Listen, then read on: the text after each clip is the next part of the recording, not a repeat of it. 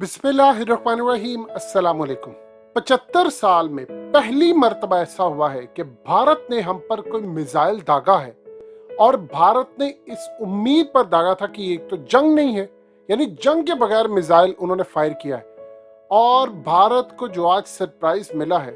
अब इस वक्त सूरत हाल ये पैदा हुई है कि ये मिसाइल को तो आपने तबाह किया है, सो किया है, लेकिन दो चीजों ने रोंगटे खड़े कर दी हैं। DGISPR ने क्या कमाल तरीके से, धीमी तबीयत के हैं लेकिन आज उन्होंने जो पैगाम दिया है वो सबसे बढ़कर है।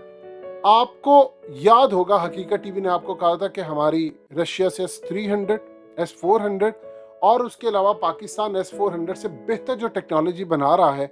एक तो यहाँ पर ये तमाम चीज़ों के मामला भी तय हो रहे हैं। आप ये देखिए कि DGISPR से एक सवाल किया गया कि इमरान खान जब गए थे पुतिन से मिलने तो वहां पर S-400 की बातचीत की और ये किया, उन्होंने डिनाई नहीं किया।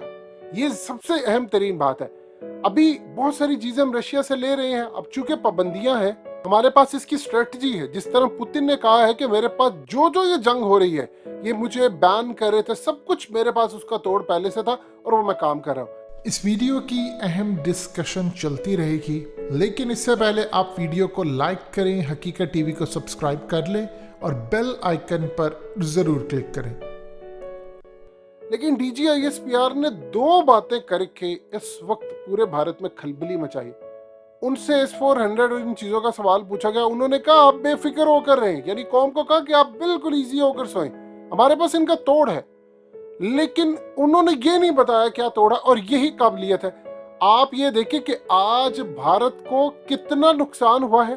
5.4 अरब डॉलर और 5 साल की मेहनत, प्रेशर, अमेरिका से जो प्रेशर लेना था, यूरोप से लेना था, रूस की वजह से उनके ताल्लुकात खराब हुए, इमरान खान की वजह से ताल्लुकात खराब हुए, अमेरिका से, रूस से, सारी दुनिया से।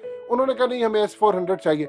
और आपके DGISPR आते हैं, एक चंद सेकंड का स्टेटमेंट देते हैं कि जी आप बेफिक्र होकर रहें, हमारे पास S-400 और इन तमाम चीजों का तोड़ है।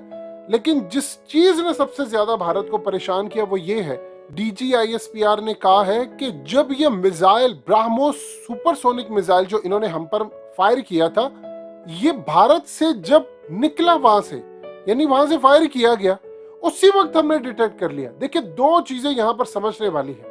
आज तक आप दुनिया को नहीं बता सके कि आपके पास जो भारत के अंदर कोई मिसाइल आता है, जहाज आता है, कुछ भी आता है, उसको डिटेक्ट करने के लिए सिर्फ हम दुनिया को बताते हैं HQ-9 है और बहुत सारी चीजें हैं।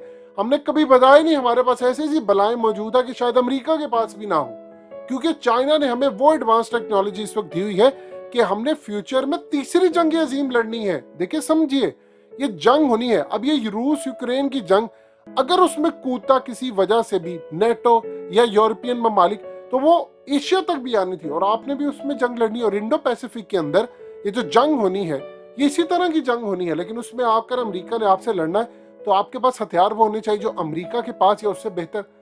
अब आप देखिए कि हमारे पास S-400 नहीं है, हमारे पास कोई दूसरी चीज नहीं है। हमने भारत की हदूद के 100 किलोमीटर अंदर एक चीज है जो वहां से चलती है, तो आप भारत की हदूद के अंदर रहते हुए कोई चीज, मिसाइल है, कुछ भी है, 100 किलोमीटर अंदर से वहां से आता है, आप डिटेक्ट कर लेते।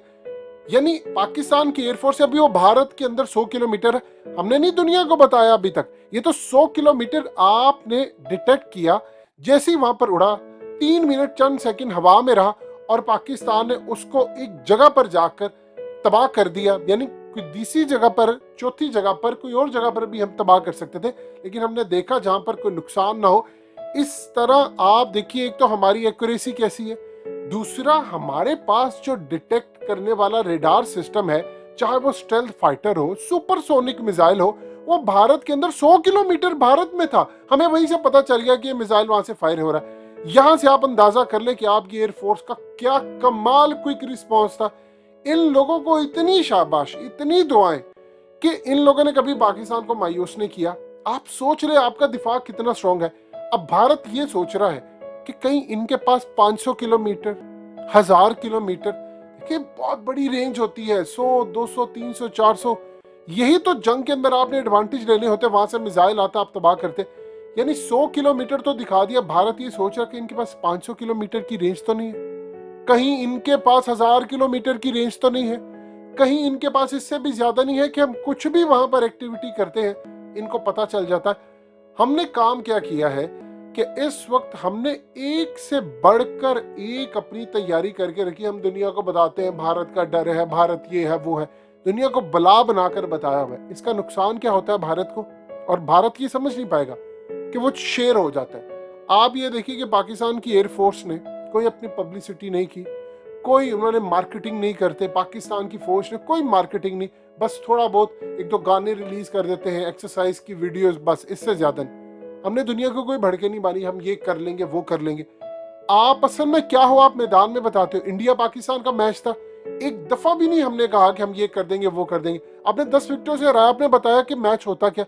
ये सूरत हाल इस वक्त भारत के साथ पेश आ रही, यानी इमेजिन कर ले आप भारत की सूरत हाल को।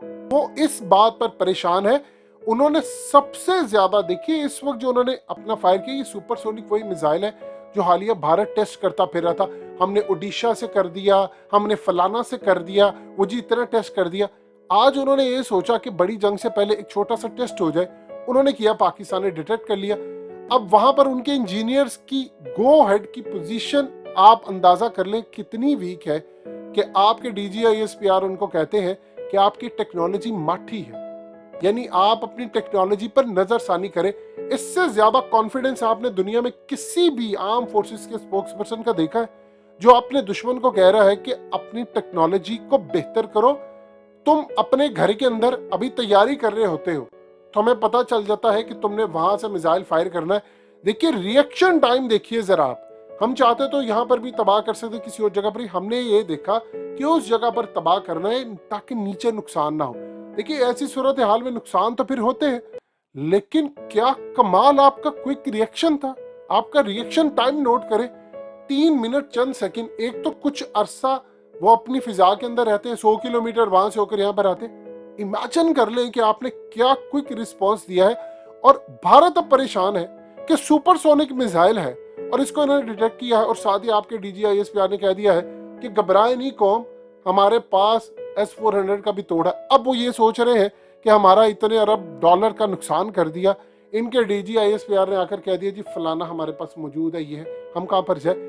ये आपकी कामयाबी है कि आप दुनिया को नहीं बताते। आप गौर कीजिए कि काफी अरसे से, जब से आप चाइना के साथ हुए हैं, कि पाकिस्तान की आर्म फोर्सेस कोई भड़के मारती है, कोई धमकियां, आज से 10-12 साल पीछे चले जाएं, हर कुछ अरसे के बाद आप ये धमकी देते थे, हमने शबरात के लिए नहीं एटमी मिसाइल रखे, हमने फलाना नहीं किया, वो भी देते थे, हम भी देते थे।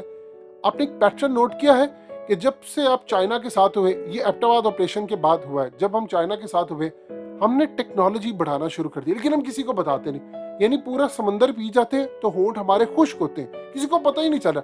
ये आपने चीज चाइना से सीखी।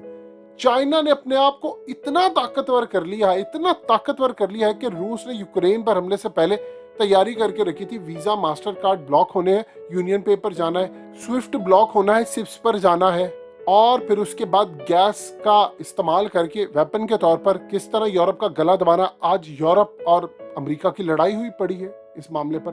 तो इस सूरत हाल में आपके पास इतनी बलाएं हैं, इतनी बलाएं हैं कि आपने तहिया कर लिया है कि आपने 27 फरवरी जैसा ही मार्का करना है कि जब भी अभिनंदन आएगा जैमर लगाएंगे। अब तो ये तो कुछ भी नहीं है। पिछले 3 सालों में तो हम आसमान पर पहुंच गए, लेकिन हमेशा याद रखिएगा आसमान पर उड़ान होनी चाहिए, लेकिन सर हमेशा सजदे में होना चाहिए ताकि आजिज़ी बरकरार रहे। आपको पता होना चाहिए, जमीन से जुड़े हुए रहो आप, ताकि आप अल्लाह पाक की बारगाह में हमेशा रहो और वो आपको नवाजता रहे।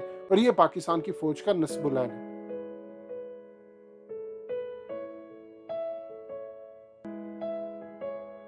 हकीकत टीवी को सब्सक्राइब करना मत भूलें, वीडियो को लाइक करें, शेयर करें और कमेंट सेक्शन में अपनी राय का इजहार जरूर करें।